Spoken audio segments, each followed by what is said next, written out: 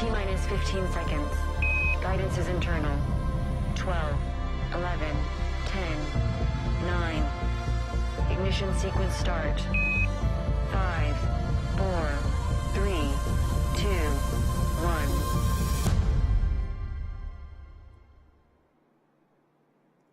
You're looking at the historic B-Test complex at NASA's Stennis Space Center, where we're about to do a second green run hot fire test, firing up the core stage of our new Space Launch System rocket. Good afternoon. I'm Lee D'Angelo. This stage we're testing today will be part of the rocket, which will soon launch from NASA's Kennedy Space Center on the Artemis 1 mission. That launch will send an uncrewed Orion spacecraft beyond the moon and back to Earth.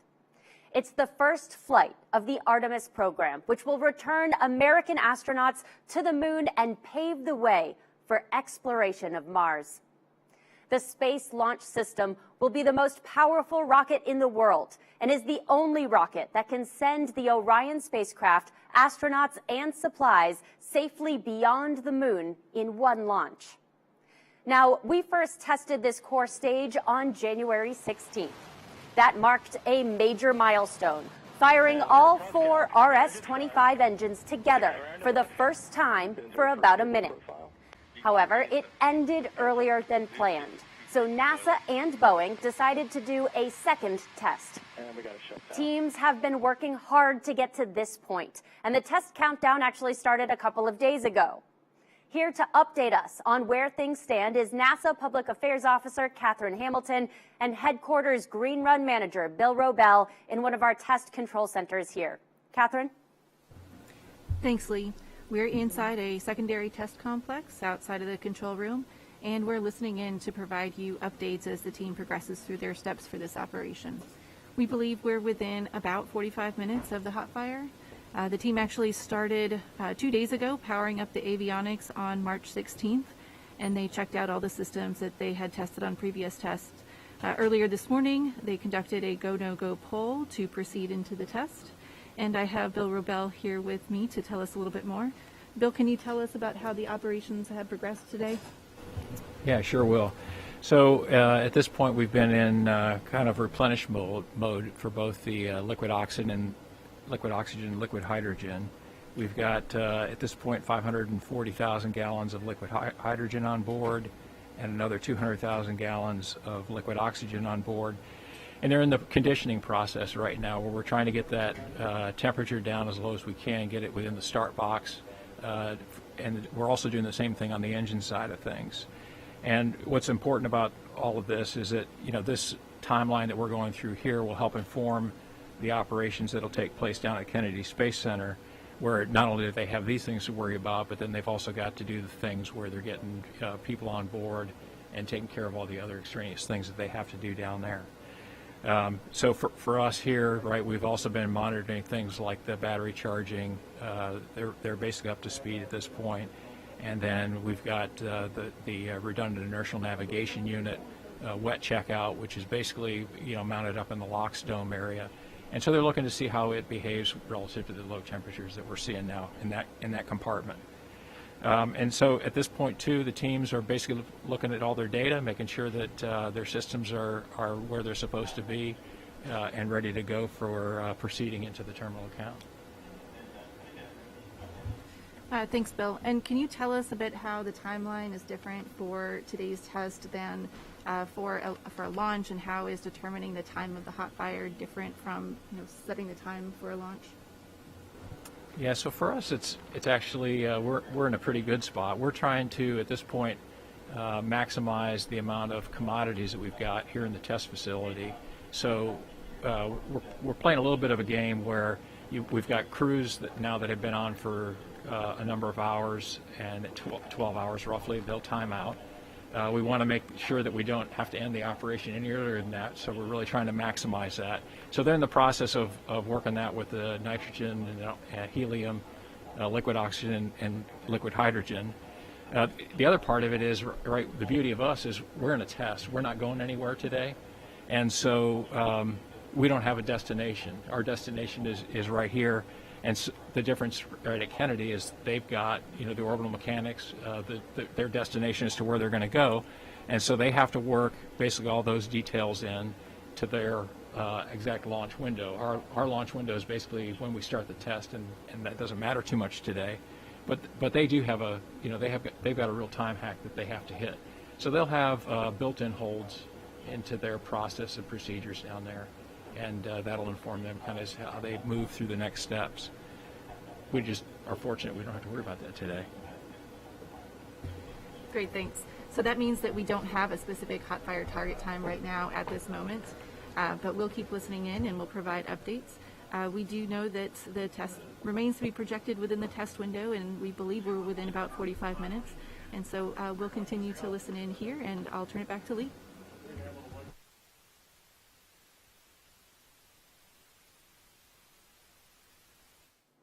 Thanks, Catherine and Bill. And we will come back to you in just a few minutes, like you said, to take us all the way to the test, or sooner if you have any updates for us. We will be listening in, and I'll head right back to you if you do. Now, if you are just joining us, welcome. We're live at NASA's Stennis Space Center in Mississippi, and we're following the second Green Run hot fire test of the Space Launch System rocket's core stage. The core stage is the center core of the rocket that includes 2 propellant tanks and 4 RS-25 engines, miles of cables, all of the avionics, electronics, computers, the brains of the rocket, and all of the plumbing that work together to launch the rocket during the first 8 minutes of the mission.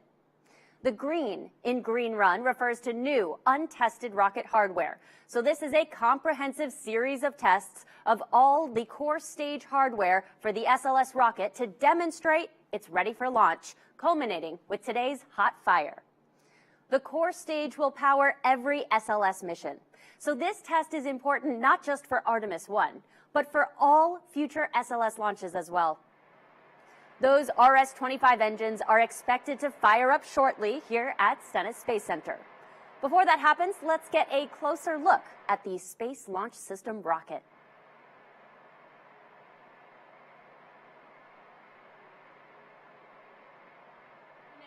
Super heavy lift rocket and provides the foundation for human exploration and scientific missions to the Moon, Mars, and beyond. Powered by 2 solid rocket boosters and 4 RS-25 engines, this rocket provides unprecedented power and capability. Designed to reach 23 times the speed of sound and an altitude of more than 100 miles in just over 8 minutes, offering more energy, volume capacity, and payload mass than any rocket built today.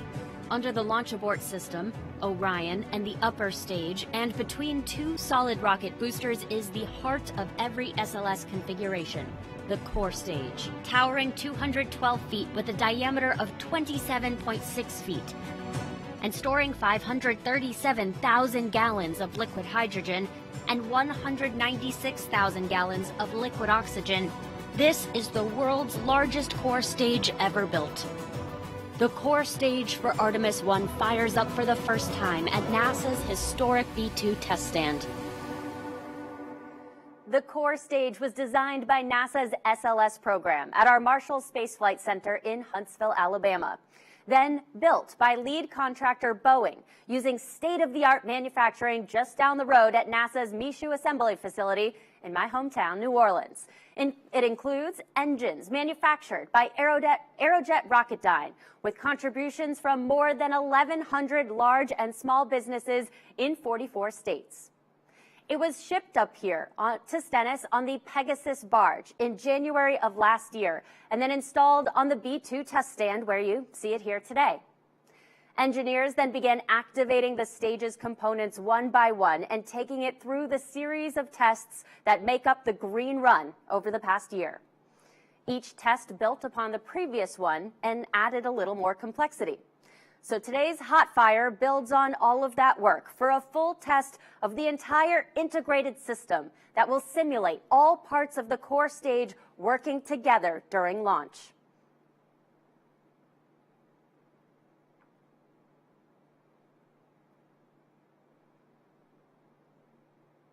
Today's test will take us from extreme cold to extreme hot as the team loads cryogenic or super cold propellants into the fuel tanks and then fires up the engines to drain the propellant from the tanks to simulate launch.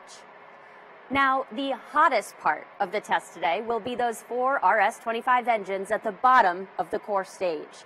These RS-25s we are testing today are repurposed from the shuttle program. These 4 engines flew on some pretty iconic shuttle missions, including one of the Hubble Space Telescope's servicing missions, the historic return to space of Mercury astronaut and Senator John Glenn, 6 flights to the space station, and the final shuttle space mission in 2011. So you can trace a direct line from that final shuttle flight to the first flight of SLS. We've worked with our partners at Aerojet Rocketdyne to upgrade the 16 shuttle main engines, which will power the first 4 Artemis flights. And now we're building 24 new engines using 3D printing and other manufacturing innovations to reduce cost, complexity, and manufacturing time. Of course, all of this work is building towards that Artemis 1 launch from Kennedy Space Center later this year. Here's a closer look at that mission and how it paves the way for future exploration beyond. 3, 2, 1, 0. Mission liftoff. Artemis 1 will lift off from Launch Pad 39B at NASA's Kennedy Space Center in Florida with 8.8 million pounds of thrust provided by the most powerful rocket in the world, our Space Launch System rocket, or SLS. The uncrewed flight will be the first integrated test of SLS, our new Orion spacecraft, and exploration ground systems at Kennedy. Artemis 1 will send Orion beyond the moon, 280,000 miles from Earth, farther than any human spacecraft has ever flown. This is not NASA doing this. This is the United States of America doing this program, the Artemis program, and there are companies all across our country that have a part in it, so there is kind of this wave of excitement being generated just by saying, we're going back to the moon. After the upper stage of the rocket separates from Orion, the upper stage will deploy small satellites over several days to perform science experiments and technology demonstrations. Orion will make its multi-day outbound trip to the moon, propelled by a service module provided by the European Space Agency. Engineers will test Orion's systems on the way to the moon. Then, Orion will fly about 60 miles above the lunar surface, using the moon's gravity and engines on the service module to enter a lunar orbit. After about a month and a total distance of over 1 million miles, Orion will return home, faster and hotter than any spacecraft has before. A primary goal of Artemis 1, ensure Orion safely returns to Earth before we fly with humans. When we do, we'll build our capability for sustainable lunar exploration, preparing us for missions farther into the solar system. Initially, what we'd like to do is start establishing a presence on the moon. So we're going to establish going back there on a regular basis, and then we'll end up setting up Gateway, and we would launch to the Gateway, and from Gateway land on the surface of the moon. We are there for weeks, months on end. And there we're going to be able to test out all the hardware and the habitats and the hatches and the suits and the rovers that'll allow us to prove out those technologies. The moon will lead the way to Mars, and we should be there within the next couple of decades.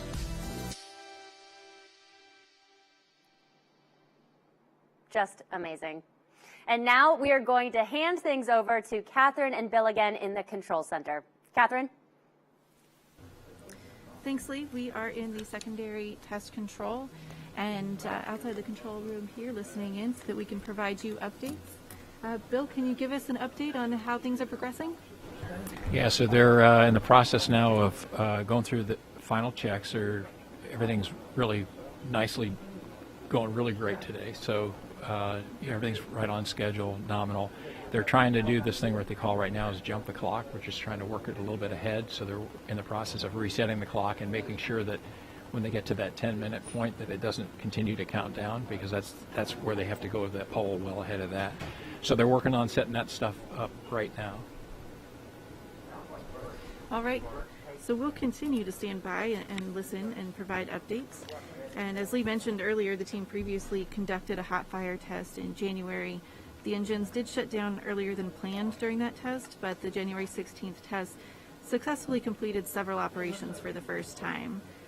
They were able to transition to the automated launch sequence operated by the core stage flight computer and the green run test software. They completed the terminal countdown sequence that is like the launch countdown. They also pressurized the tanks and delivered the propellant to the engines and demonstrated the performance of the core stage's main propulsion system, firing the engines at 109% power, and they operated the thrust vector control system that steers the engines. So it's a smooth countdown so far today, and we'll keep standing by. We'll take a pause for a moment, and we'll check back in just a few minutes.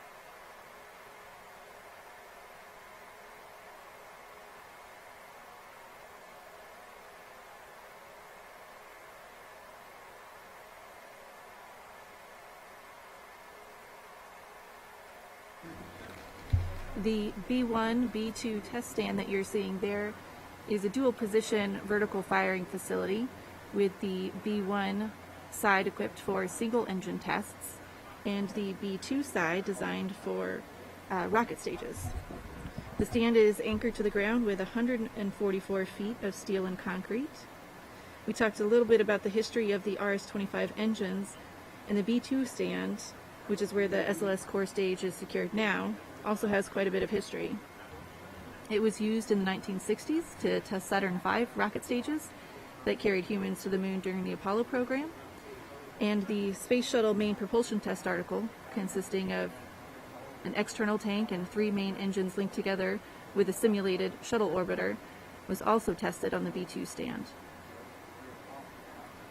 The B2 stand has been modified to test the SLS core stage for the Artemis program that will return humans to the moon, with a new steel superstructure added for testing the SLS core stage. The stand is now almost 350 feet high, ranking it as one of the tallest structures in the state of Mississippi.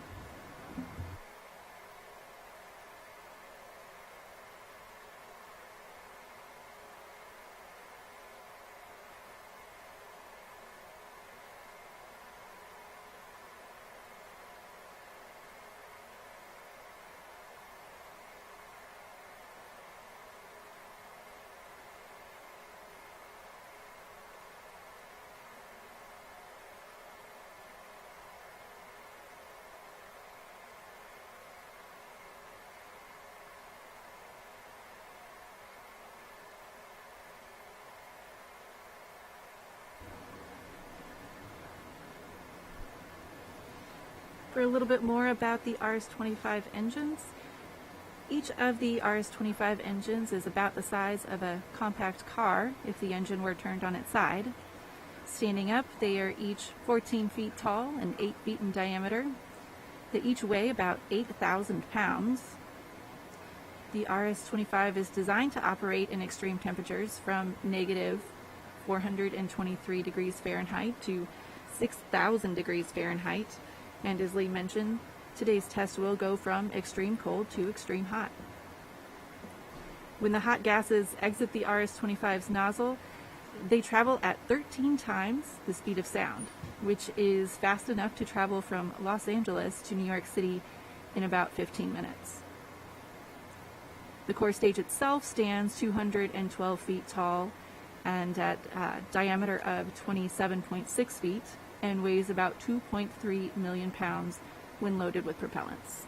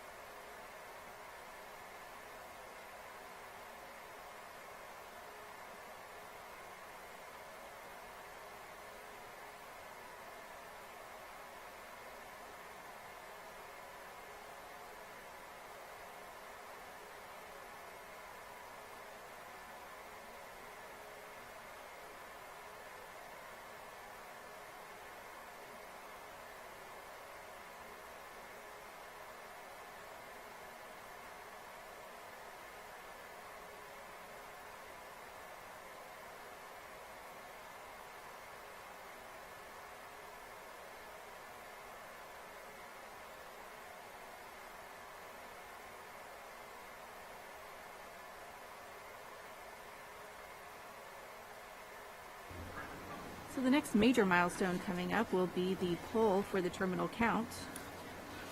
It's the last 10 minutes of the countdown. Bill, can you tell us a little bit about what we can expect to hear during the terminal count? Yeah, so just ahead of terminal count, we'll hopefully get that call. They'll do a poll, which is all the members of the team basically getting their go for going into that terminal count sequencer. And then once we actually get into it, there's at least 500 different events that take place in that last 10 minutes. So I'll not go through each one of those with you, but there are some pretty good ones, I think, that highlight, kind of what the major ones should be or are. We've got to terminate the hydrogen replenish, and then we've also got to go into the hydrogen tank pre-press operations, which is where they'll pressurize the hydrogen tank. It'll start doing that on its own as well. Initiate ground helium spin start supply to the CAPUs. So initially, when the CAPUs come up, they'll be running off of the helium supply in the stand, and then it'll switch over to the engines when they come up as part of the plus count. Can you tell us a little bit about what the CAPUs are? Yeah, so that's the core stage auxiliary power units. They're variants of the ones that were flown on shuttle. The difference is that where those were hydrogen powered, these are basically run off inert gas and then into hydrogen off of the engines when they get into the plus count. So it's basically it's basically a turbine system that spins a pump, and that pump then in turn pressurizes the oil in that system. And through a series of valves and commands, they could then go ahead and actuate the actuators that are mounted to each of the engines in pitch and yaw. After that, we'll get into liquid oxygen terminate, and liquid oxygen replenish will stop that operation. And then we'll go into CAPU starts, and that's where each one of those core stage auxiliary power units would be powered up. And that takes, on the order of about 30 seconds to bring each one of those units up. They're done individually. And then they basically move into transitioning into the LOX tank pressurization operations. They do a TVC gimbal profile on helium, so that's actually something different that you won't see in the plus count. In other words, we do a lot of actuation of the TVC system in that, but we don't move it as far because of the limits we've got in the stand for how far you're moving it relative to having the engines burning at that time. So in the pre-count, we'll basically get the full movement, the full gimbal, full displacement, and then once they get into the plus count, they will not do that, but they'll do some other things. And then after that's complete, they'll basically bring the actuators into their null positions. Basically, they'll go ahead and make sure the engines are ready to go ahead and start. They will then transition the core stage to internal power. They do have, with the redundant inertial navigation unit, they've got the gyro compass alignment that they'll finish up. And that's when we get into the next big sequence, which is the go for the automated launch sequencer, and that'll start roughly at 33 seconds. So that's kind of the big steps that take place up to that point. And what happens once we get into that ALS is that if we have to recycle, then that's a big deal. It's probably not something we can recover from that easily on day of. But ahead of that, we can basically recycle back to the 10-minute mark, and then it would take us probably an hour or two to get back into position where we can go through it again. But that's kind of how the day would look. Thank you. So it sounds like the majority of the calls are actually going to come in the last 5 minutes of the terminal count. And so we're waiting to hear when we are ready for the poll for the go, no go into the terminal count. So we'll stand by for a little bit here, and then we'll come back when we have another update.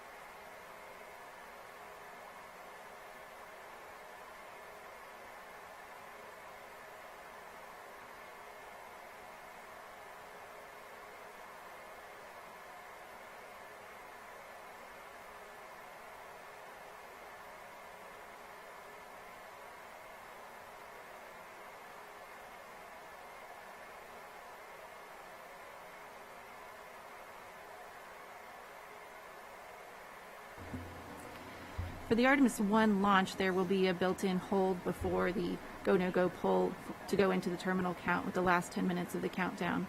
This isn't quite the same, but it is similar. The team takes a look at the data from the vehicle and the facility and ensures that everything looks good before proceeding into the terminal count. So we're just a little more than 10 minutes away from our T0 time now to fire up the engines. And when those engines fire up, the team is looking to get at least 4 minutes of data to support the test objectives needed to confirm that SLS is ready to launch Artemis missions.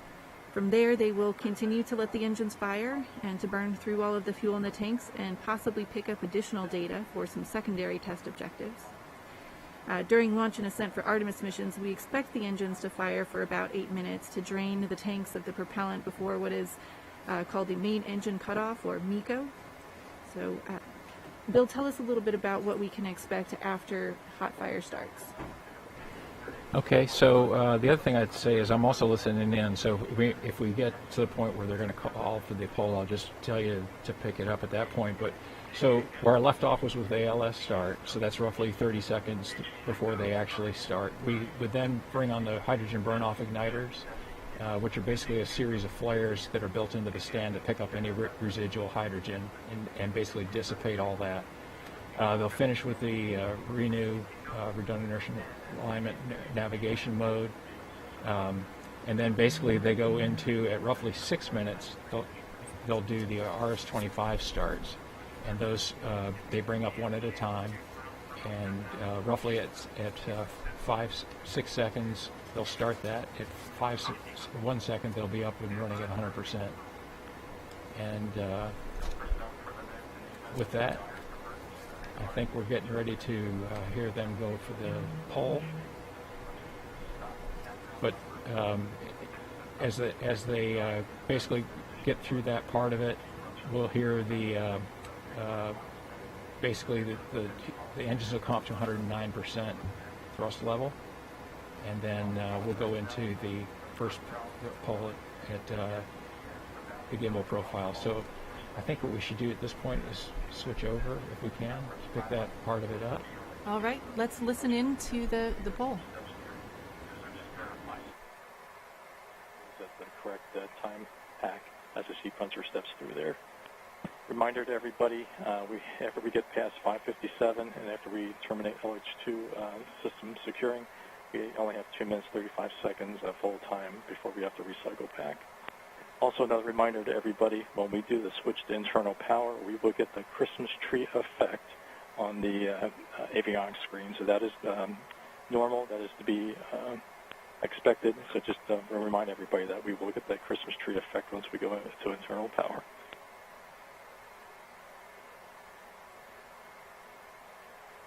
All right, sequencer, on your command, let's go ahead and initiate the terminal count sequencer for substep alpha and record the UTC time, please. Copy.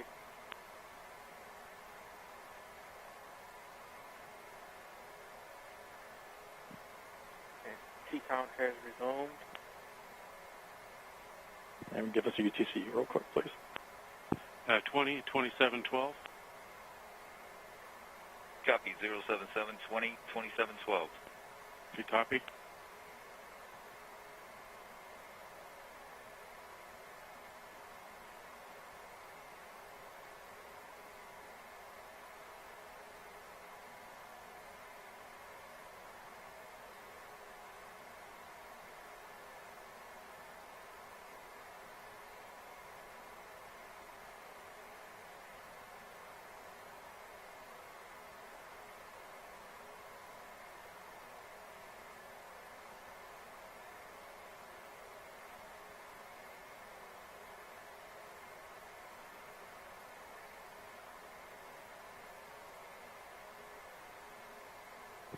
T-minus 9 minutes.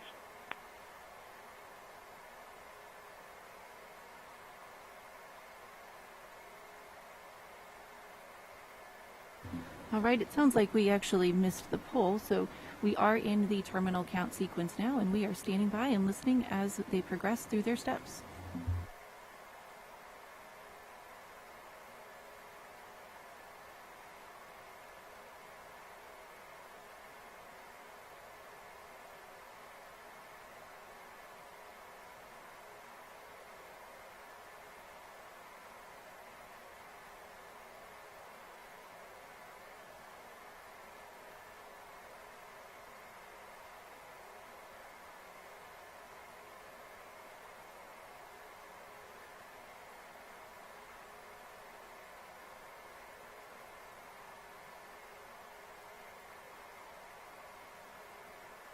T-minus 8 minutes.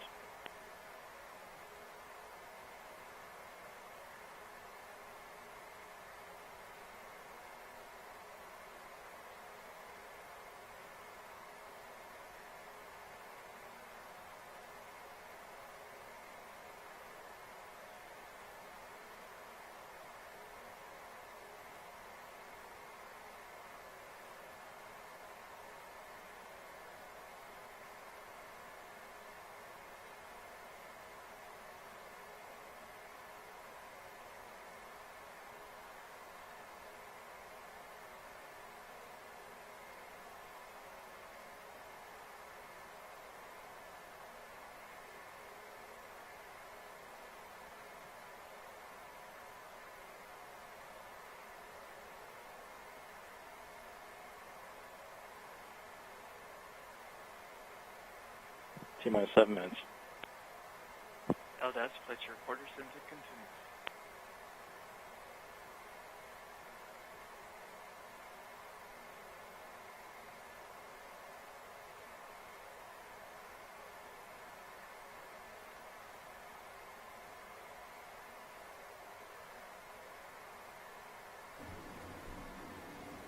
And we're about 6.5 minutes away from hot fire right now.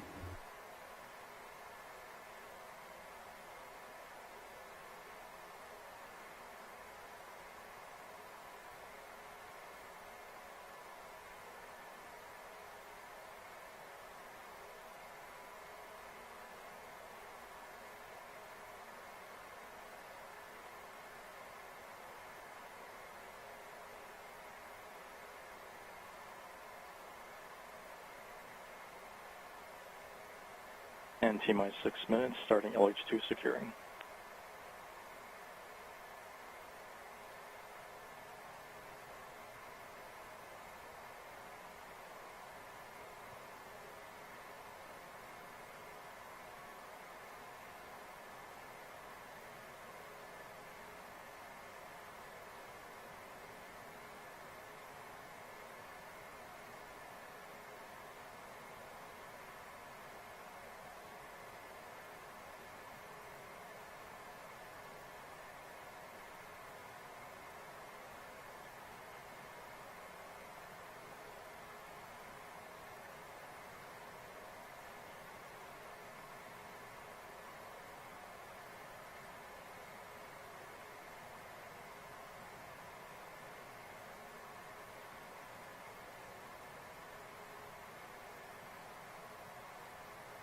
T-minus 5 minutes, initiating TVC spin start.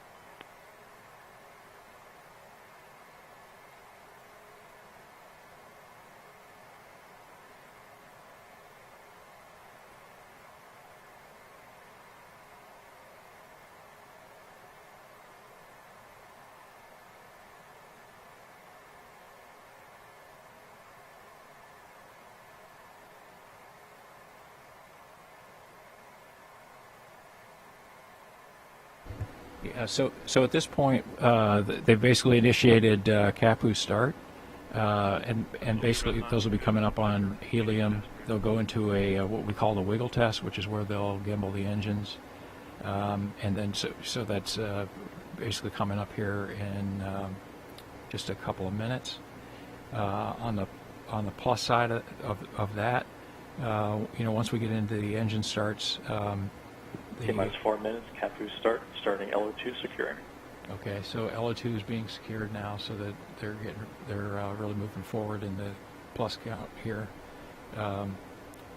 Still roughly at T minus.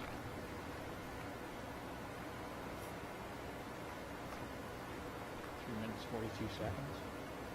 And so with that, we should be seeing the TVC gimbal profile here in about half a minute or so. Basically at this point they've got the water system all turned on. So you might be able to see that in some of the views, and that'll basically take care of not only the heat coming off of the engines, but also dampen the tremendous amount of noise that'll be coming off. As mentioned earlier, the hydrogen burn-off igniters will come on at about 12 seconds. T-minus 3 minutes starting PSN 4. The inertial navigation mode will be complete at about T-minus 10 seconds. And then basically the enable command for ALS at 9.2 seconds. And then we go into engine start roughly at 6 seconds. Those take about 5 seconds to come up to full operating pressures. And basically at that point, the stage controller will be go for launch, or go for test in this case, at 2 seconds. And basically we go forward into our profile for the day. All right, we're coming up on 2 Here's minutes. the gimbal test taking place now.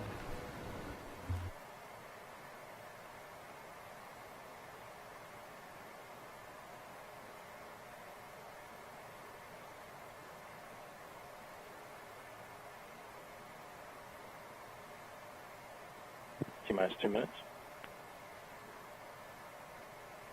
So the call was they just announced at T-minus 2 minutes, which is basically they have finished the gimbal test with the actuators, and they're bringing them back into the null position.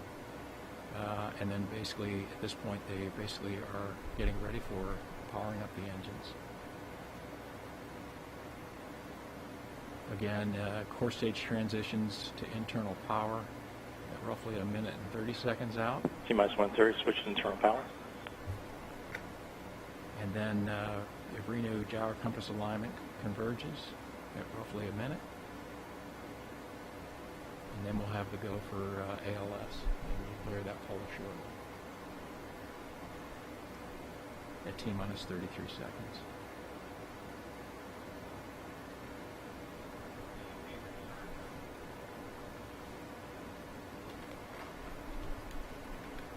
T-minus 1 minute following personnel report go, no go for ALS, AEA, PEA, Go. AGA, Go. REA, Go. NEA, Go. NTC. Vehicle and B2 systems are go for ALS. And at this point, you see basically the water system has come on full bore.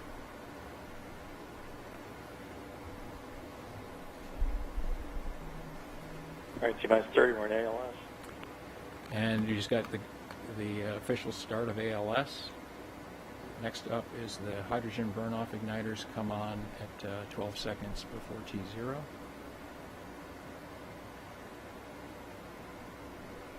Press red line like this. H-boys on. Go for engine start. H-boys are on, and engine starts has been okay. Engine starting up now. And all personnel, we've got engine start, and we're into the plus count. All personnel, please continue to monitor your system, and grass is in control.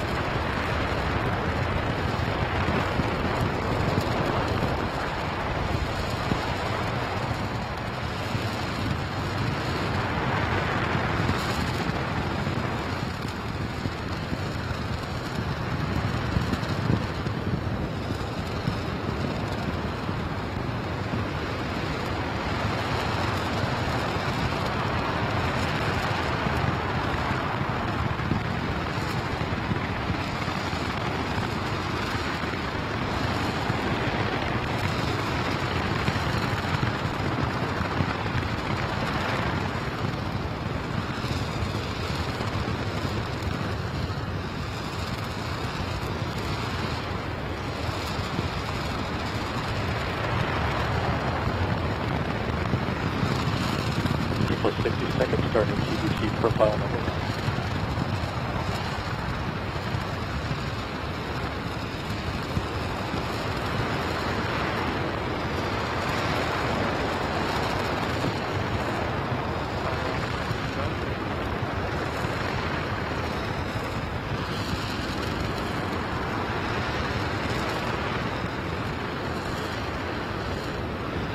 Again, first now we've got a fire indicator. Everyone go ahead and ATS.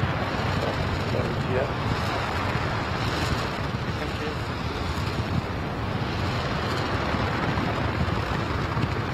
Okay, copy. Do you want me to hold down ATS? Okay, copy that. Can you cancel it out?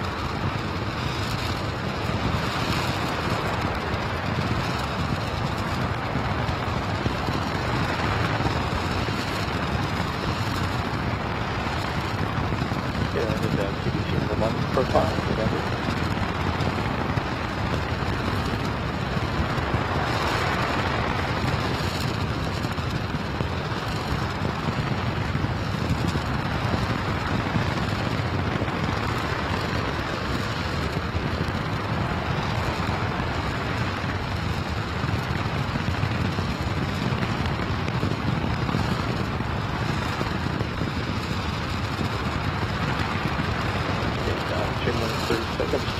FRT profile.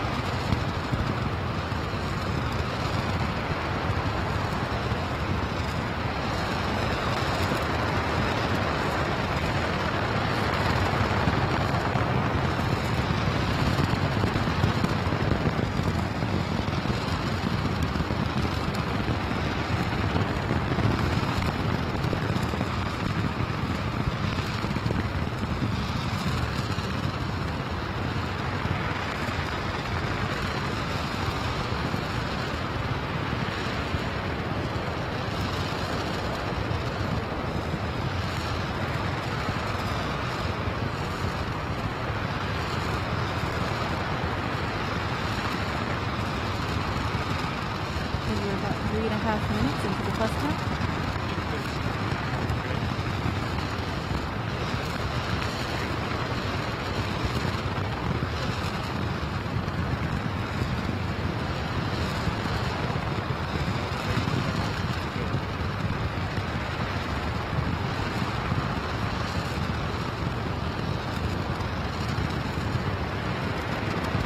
Campus number still good. That's a facility issue. And it's a vehicle now.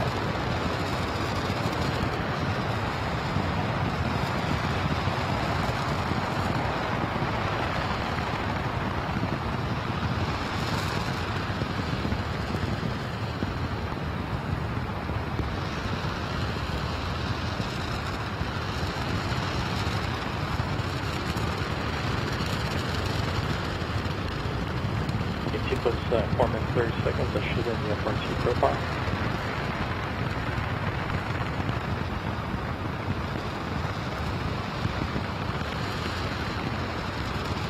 Top item 16.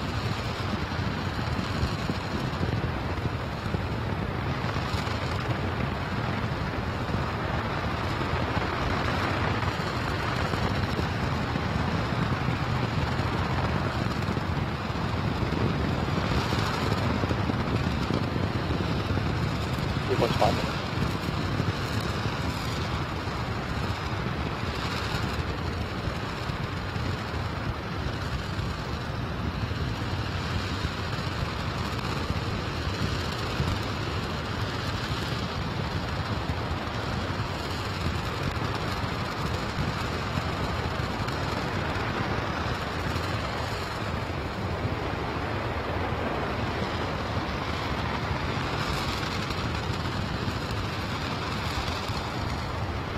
We're just over 5.5 minutes in the plus count.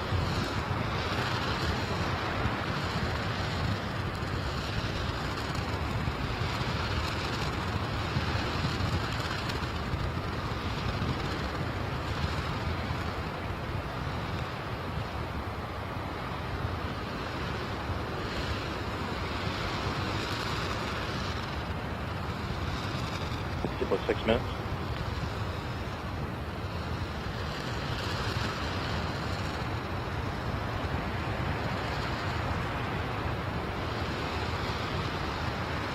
Over there from Michael 16.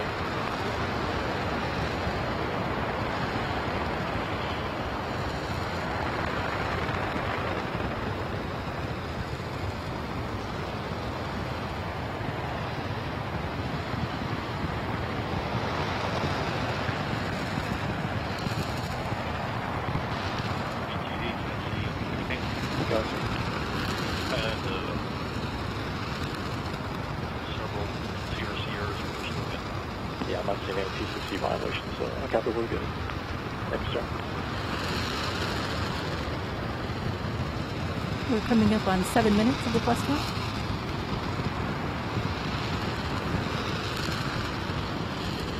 G plus 7 minutes.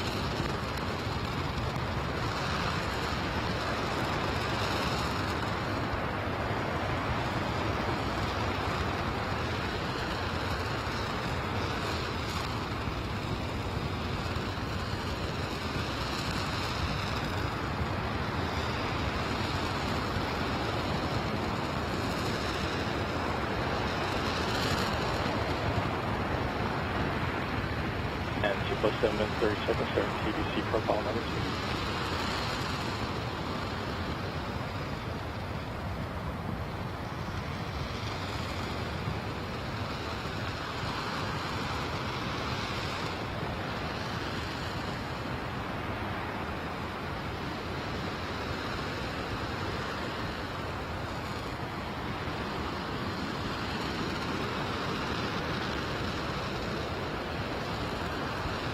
Plus 8 minutes, and then the TBC profile number 2. All right, so we're just over 8 minutes into the plus count. Well, personnel is coming up hopefully on the last depletion here, and we have a cutoff. All right, REA, can you verify REA on channel 16? REA on channel 16, verify. Safe engine shutdown, please. Safe engine shutdown. And you're in post shutdown standby, correct? Correct. Okay, all personnel, that takes us to page 656. All personnel go to page 656 to start the post-hot fire shutdown securing operations.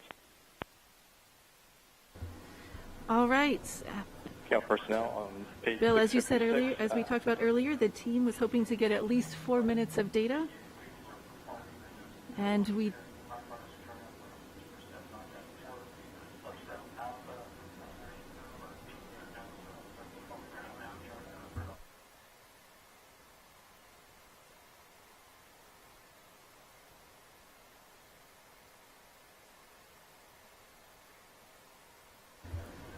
All right, they are proceeding with their shutdown procedures now.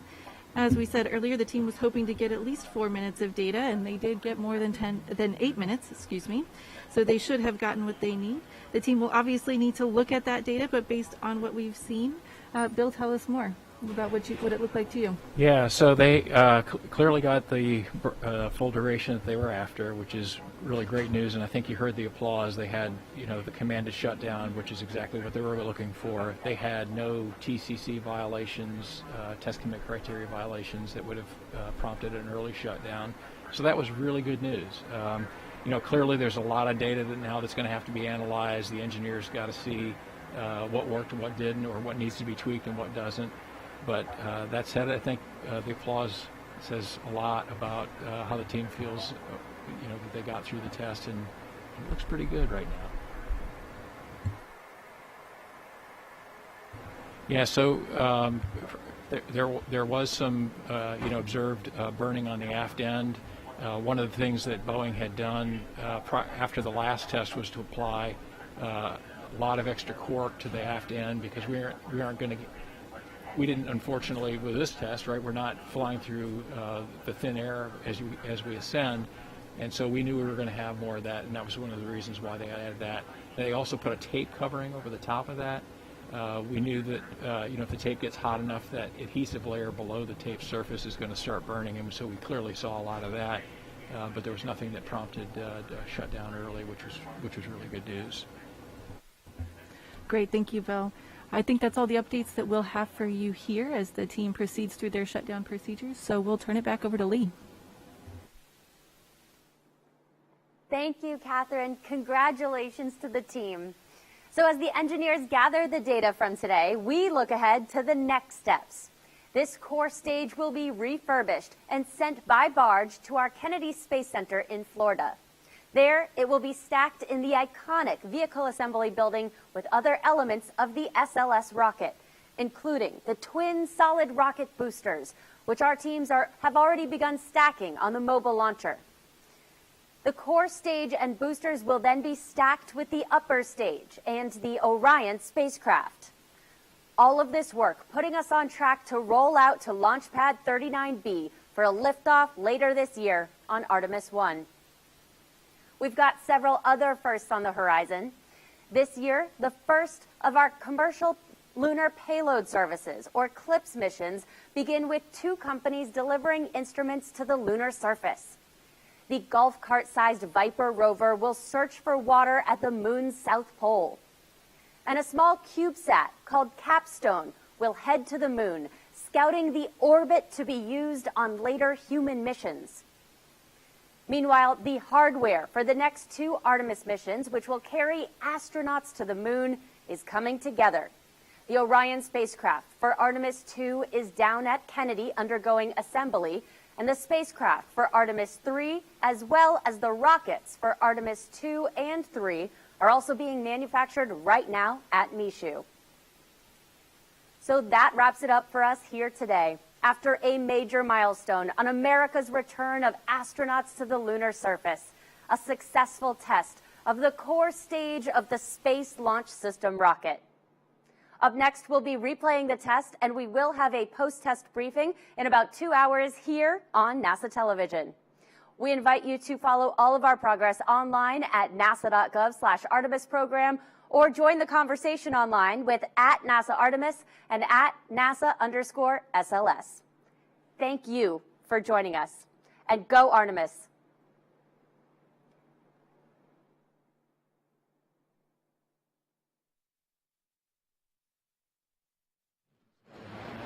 And all personnel, we've got engine start, and we're for the plus count. All personnel, please continue to monitor your systems, and grass is in control.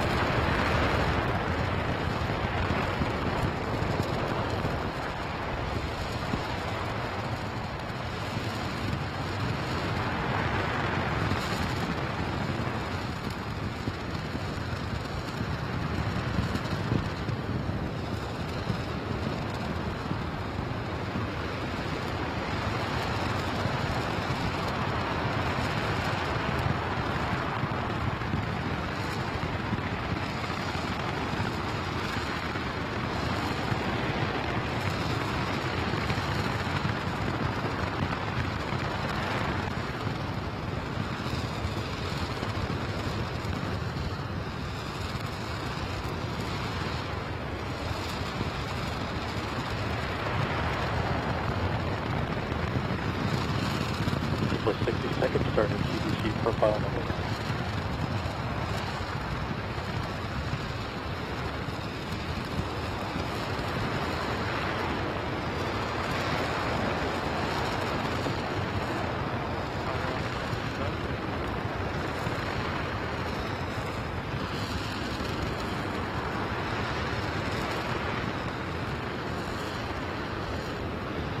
Again, personnel, we've got a fire. You can see that everyone go ahead and ETS. So, ETS.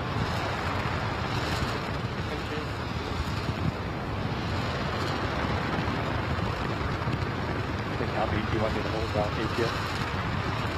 I got that. You cancel it out.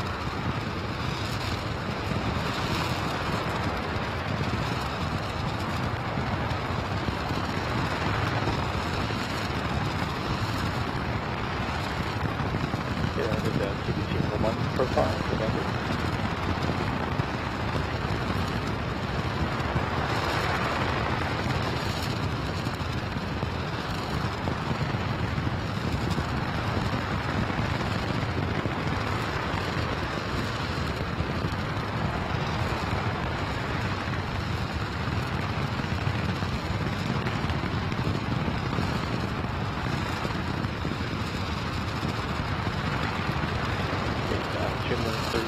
Starting the FRT profile.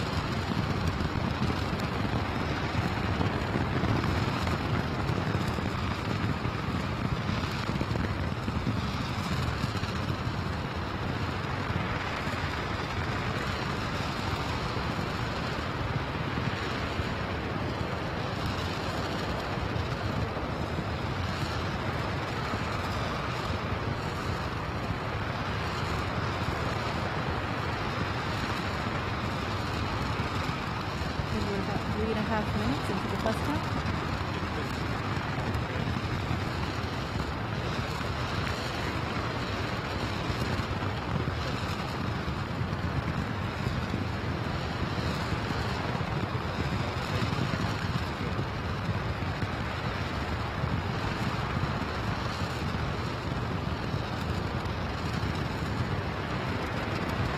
Compressor number's still good. That's a facility issue.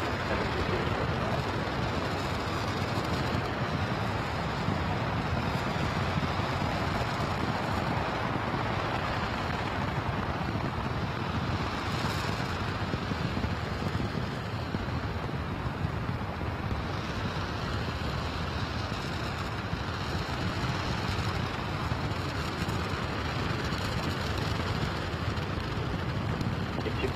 4 minutes, 30 seconds. I'll shoot in the FRT profile.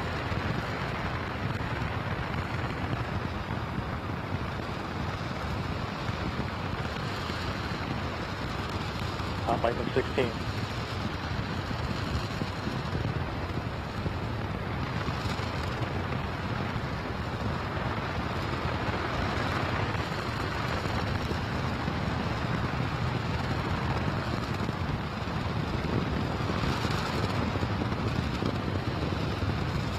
What's 5 minutes?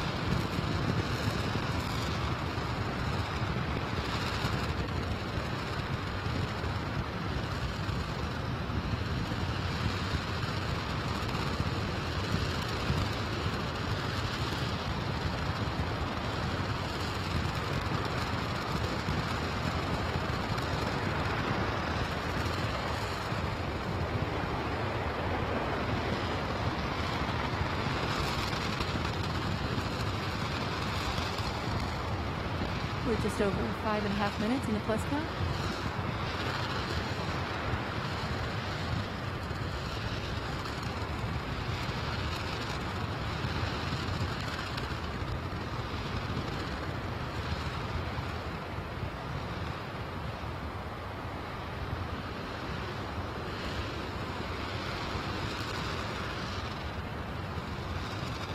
About 6 minutes.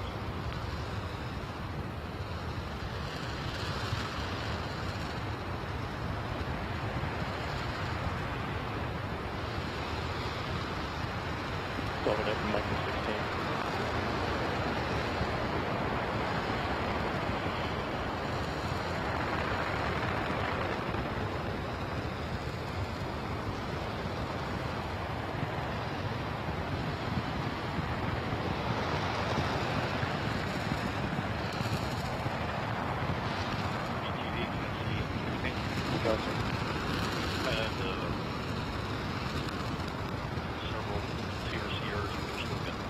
Yeah, I'm not seeing any TCC violations, so I got really good. Thanks, sir. We're coming up on 7 minutes of the plus count.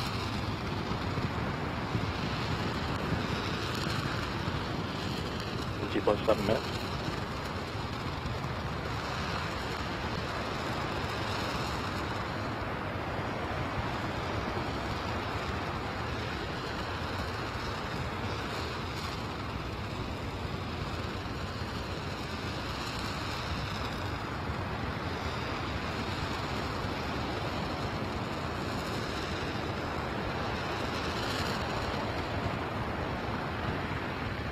And T plus 7 minutes, 30 seconds, start TBC profile number 2.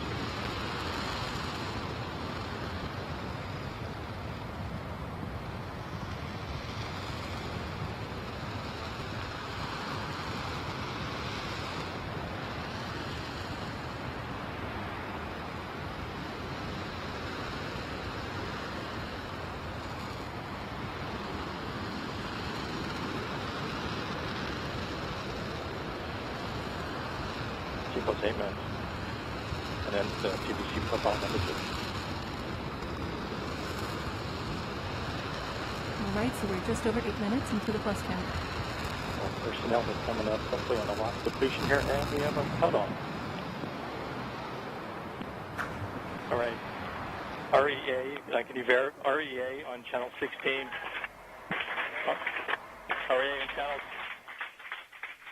on channel 16, safe engine shutdown, please.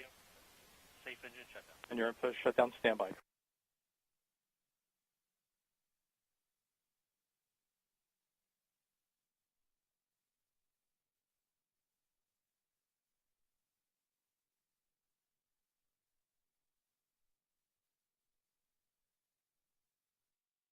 1968 and 1972, America launched 9 human missions to the moon, 6 of which successfully touched down, allowing 12 men to walk on the lunar surface.